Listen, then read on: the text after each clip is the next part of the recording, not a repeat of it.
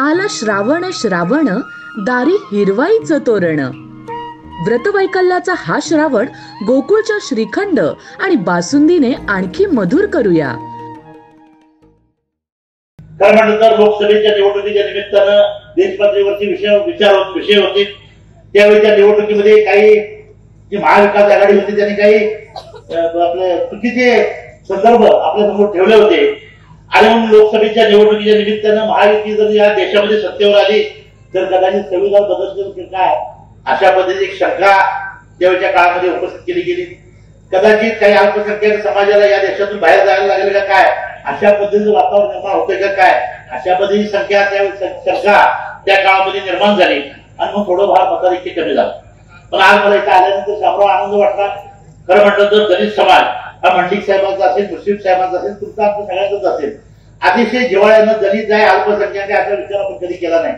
उलट या प्रत्येकांच्या अधिकाधिक सुखसोयी कशा मिळतील या पद्धतीचं काम अनेक वर्षामध्ये आपण केलं। आम्ही एवढ्यासाठी उल्लेख केला की हे आणखी तुमच्यावर उपकार करत ते लोकप्रतिनिधी आमचं कामच आहे। पण निवडणुका आल्या की हे जवळ ठेवायचं बाजूला आणि बघ कुठं तर संविधान करत संविधान कोण घालू शकते बाबासाहेब आंबेडकरांचं संविधान तुमचा आमचा आयुष्यात कधी बदलणार नाही अशा पद्धतीची रचना या संविधानामध्ये आहे। आम्ही कदाचित निवडणुका आल्या तर अशा पद्धतीने बोलणारी म्हणजे तुमच्या समोर येतील म्हणून मला सर्व समाजाला एवढ्यासाठी सांगायचं आहे। खरं म्हटलं तर मला काय आधी काय तुला वेळा खुलासा करायची गरज नाही।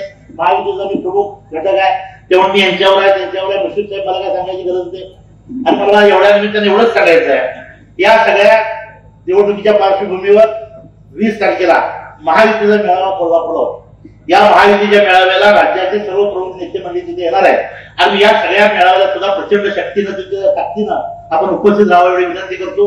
लोकसभेच्या बाबतीत चंद्रकांत आपण ताकीद काय केलं असेल तर असू दे पुढे मागं काय होणार त्याचा मी विचार करत नाही तर आपल्याला मंडिक साहेबांनी शिकवलं बच्चे घेतो आहोत आणि मला एवढी ताकद असेल तर मला कोणी भीती वाटायची गरज नाही आणि म्हणून आमचा पराभव आमच्या विचाराचा पराभव करणारा कोणी जन्माला आलेला नाही हा विचार मला निश्चितपणाने भावतोय।